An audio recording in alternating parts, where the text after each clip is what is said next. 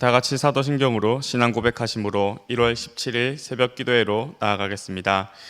나는 전능하신 아버지 하나님, 천지의 창조주를 믿습니다. 나는 그의 유일하신 아들, 우리 주 예수 그리스도를 믿습니다. 그는 성령으로 잉태되어 동정녀 마리아에게서 나시고 본디오 빌라도에게 고난을 받아 십자가에 못 박혀 죽으시고 장사된 지 사흘 만에 죽은 자 가운데서 다시 살아나셨으며 하늘에 오르시어 전능하신 아버지 하나님 우편에 앉아 계시다가 거기로부터 살아있는 자와 죽은 자를 심판하러 오십니다.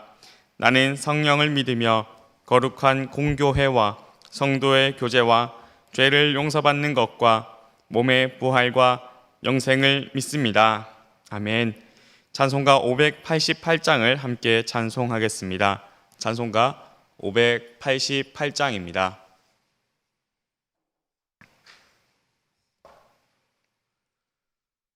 공중 나는 새를 보라 농사하지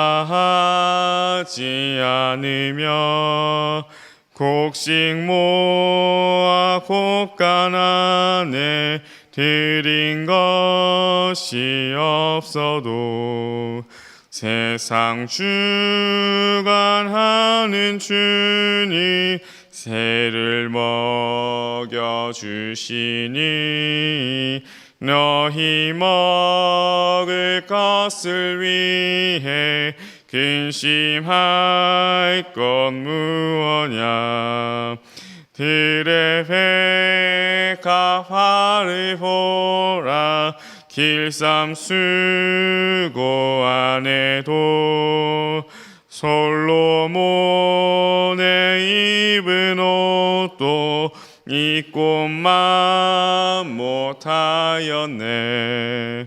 아궁 속에 던질 풀도 깊이 식거든 사랑하는 자녀들을 입히시지 않으랴. 너희들은 세상에서 무엇 먹고 마시며 무슨 옷을 입고 살까 염려하지 말아라. 이는 이방 사람들이 간구하는 것이요 너희 하늘 아버지는 너희 쓸 것 아신다. 너는 먼저 주의 나라 그의 의를 구하면 하나님이 모든 것을 너희에게 주시리. 내일 일을 위하여서 아무 염려 말지니 내일 염려하지 말라. 오늘 고생 족하다. 아멘. 오늘 우리에게 주시는 하나님의 말씀은 사도행전 16장 말씀입니다. 사도행전 16장의 말씀을 저와 여러분이 한 절씩 교독하시고 마지막 절은 함께 읽겠습니다. 사도행전 16장의 말씀입니다. 제가 먼저 1절을 읽겠습니다. 바울이 더베와 루스드라에도 이름에 거기 디모데라 하는 제자가 있으니 그 어머니는 믿는 유대 여자요 아버지는 헬라인이라. 디모데는 루스드라와 이고니온에 있는 형제들에게 칭찬받는 자니 바울이 그를 데리고 떠나고자 할새 그 지역에 있는 유대인으로 말미암아 그를 데려다가 할례를 행하니 이는 그 사람들이 그의 아버지는 헬라인인 줄 다 알미러라. 여러 성으로 다녀갈 때에 예루살렘에 있는 사도와 장로들이 작정한 규례를 그들에게 주어 지키게 하니 이에 여러 교회가 믿음이 더 굳건해지고 수가 날마다 늘어가니라. 성령이 아시아에서 말씀을 전하지 못하게 하시거늘 그들이 부르기아와 갈라디아 땅으로 다녀가 무시야 앞에 이르러 비두니아로 가고자 애쓰되 예수의 영이 허락하지 아니하시는지라.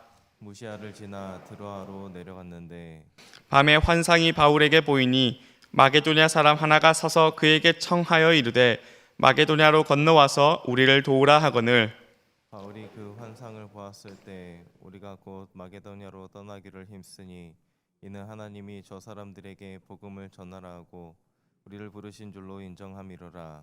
우리가 드로아에서 배로 떠나 사모드라게로 직행하여 이튿날 네아폴리로 가고 거기서 빌립보에 이르니 이는 마게도냐 지방의 첫 성이요 또 로마의 식민지라.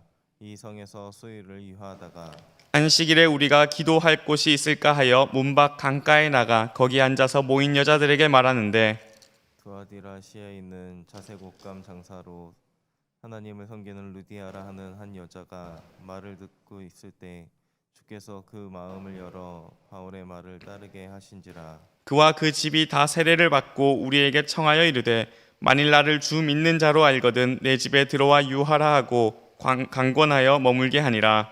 우리가 기도하는 곳에 가다가 점치는 귀신 들린 여종 하나를 만나니 정으로 그 주인들에게 큰 이익을 주는 자라. 그가 바울과 우리를 따라와 소리질러 이르되 이 사람들은 지극히 높은 하나님의 종으로서 구원의 길을 너희에게 전하는 자라 하며 이같이 여러 날을 하는지라. 바울이 심히 괴로워하여 돌이켜 그 귀신에게 이르되 예수 그리스도의 이름으로 내가 내게 명하노니 그에게 나오라 하니 귀신이 즉시 나오니라.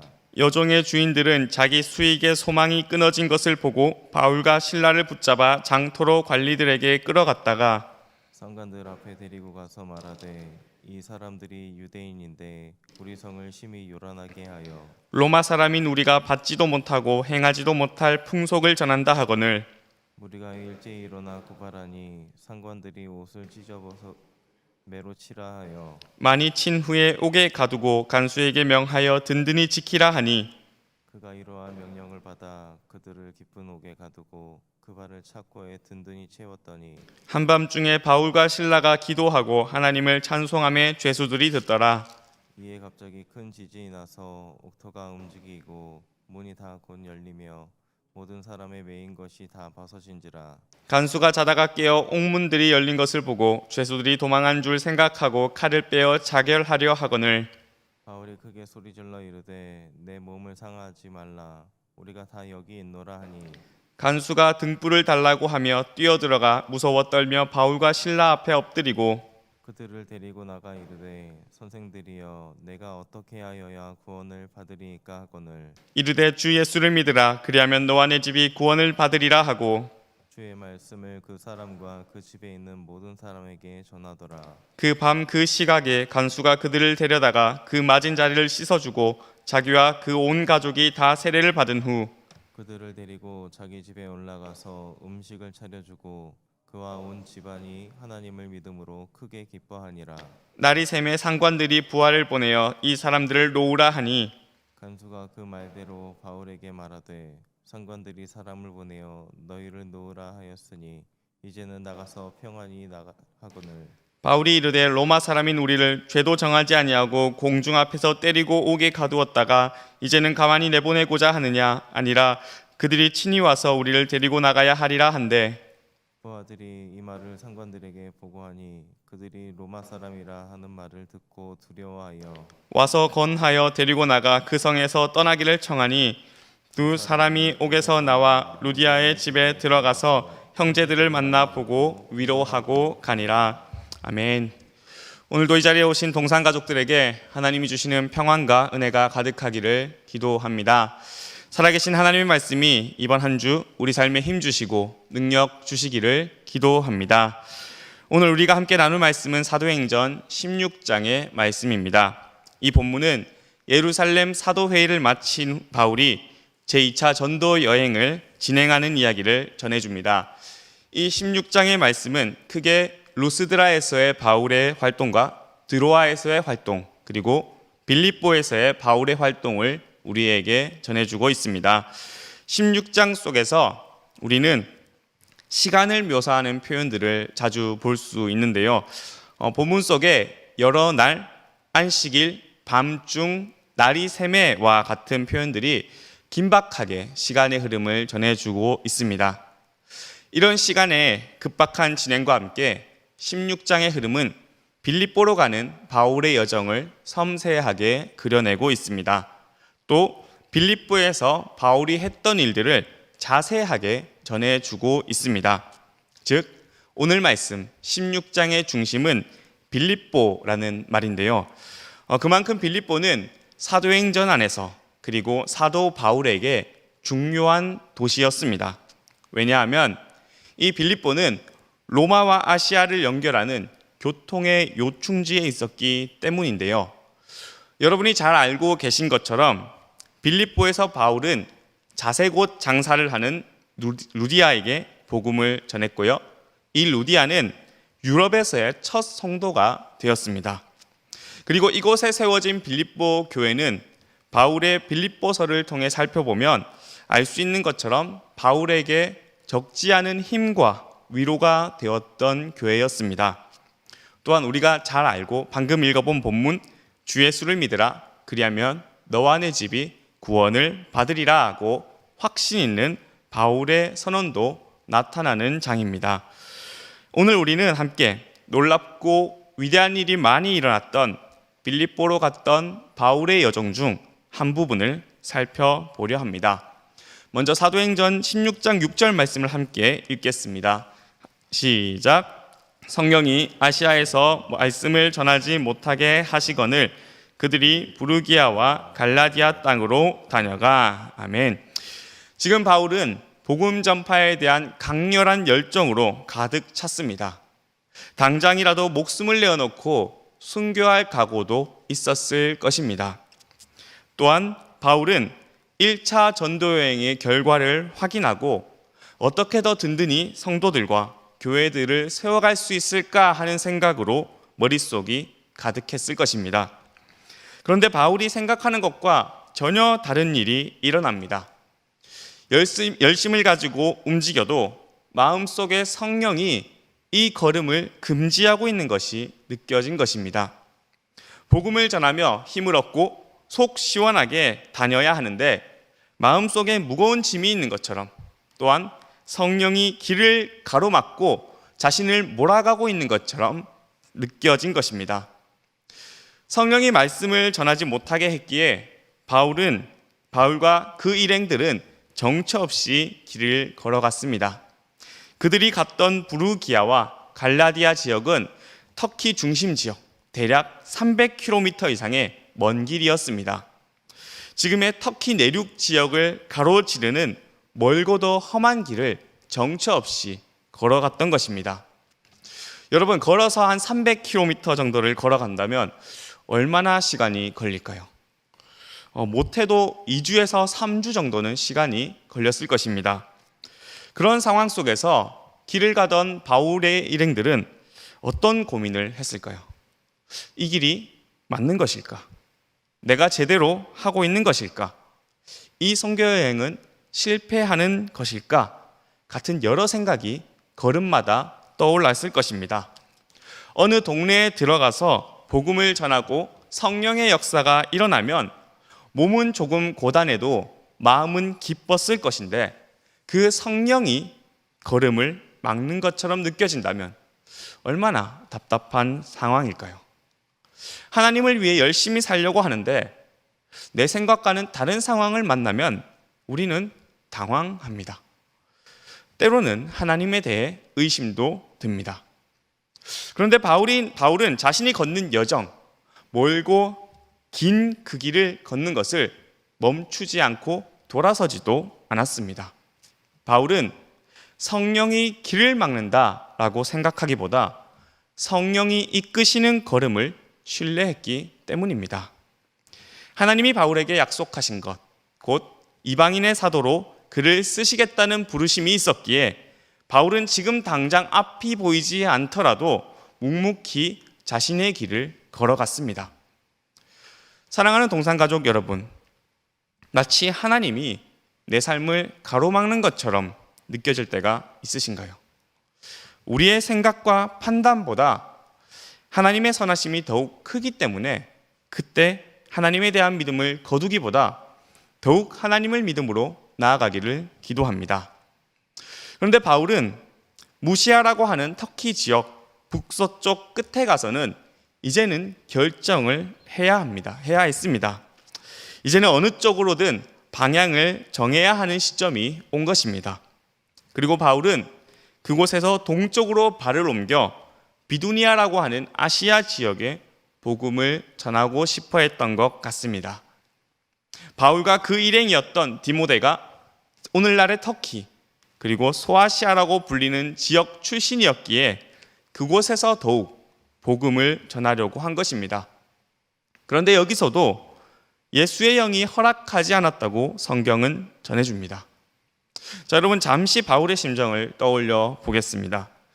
이미 안디옥을 떠나 선교 여행을 온 것만으로도 굉장한 일이었습니다. 하나님을 위해 모든 고통과 어려움을 감수할 믿음도 있었습니다. 성령이 원하지 않는 것 같아서 2, 3주의 먼 길을 묵묵히 걸어왔습니다. 이쯤 되었는데도 예수의 영이 허락하지 않는다면 어떤 생각이 먼저 떠오를까요?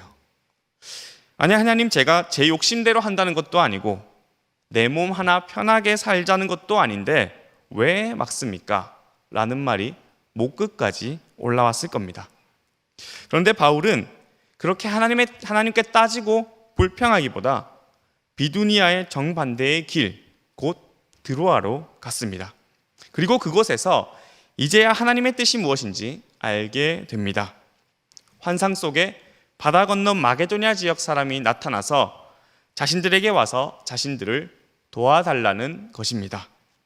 이때까지 바울은 바다를 건너 유럽으로 나가는 것은 전혀 생각하지 않았던 것 같습니다. 마치 예수님을 만나기 전 그리스도인들을 박해하는 것이 당연했던 바울처럼 지금은 아시아 지역 터키 땅에 복음을 전하는 것이 너무나도 당연했던 것 같습니다. 그렇지만 바울은 성령이 막으시고 예수의 영이 허락하지 않았을 때에 자신의 뜻을 하나님께 관철시키기보다 하나님의 손길을 붙들었습니다. 그리고 터키 동남쪽 끝에서 시작한 여정이 터키 땅을 가로질러 서북쪽 끝에서 마무리될 때까지 그 먼 길을 걸으면서도 하나님의 인도하심을 따랐습니다. 그리고 결국 마게도냐, 자신의 생각과 전혀 다른 곳으로 선교 여행을 이어가게 됩니다. 사랑하는 동산가족 여러분, 우리에게 기도는 어떤 것일까요? 어느 시기부터 우리에게 기도는 하나님께 내 뜻을 관철시키는 것처럼 남아있는 듯합니다. 내 기도 제목을 협상 테이블 위에 턱하니 올려두고, 자, 하나님, 제가 이거 해드릴 테니까 제 기도 들어주세요 라고 하는 것입니다. 헌금 얼마 할 테니까, 그리고 교회 봉사 좀 해드릴 테니까 하나님은 내 생각대로 움직여주세요 라고 하는 것입니다. 물론 기도의 다양한 방법 중에는 작정하고 하나님과 씨름하는 기도도 있습니다. 그런데 여러분, 오늘 본문 속에 나타난 바울의 움직임은 또 다른 기도의 삶, 믿음의 여정을 전해줍니다. 복음을 전하고 싶은 마음이 들끓어도 바울은 성령의 음성에 귀 기울였고 예수님이 원하시는 것이 무엇인지 세심하게 주의를 집중했습니다. 기도는, 그리고 믿음의 삶은 내 뜻을 하나님께 관철시키는 것이 아니라 하나님의 뜻을 헤아려 나를 하나님의 뜻에 맞추는 것이라는 것을 보여준 것입니다. 야복나루에서 씨름했던 야곱처럼 기도의 제목을 붙들고 씨름하다가도 하나님의 뜻을 알게 되면, 네, 하나님이 제 기도보다, 제 계획보다, 제 생각보다 하나님이 선하십니다 라고 하나님께 맡기는 것입니다. 그때 우리는 놀라운 하나님의 역사로 우리 삶을 채우시는 하나님을 만나게 될 것입니다.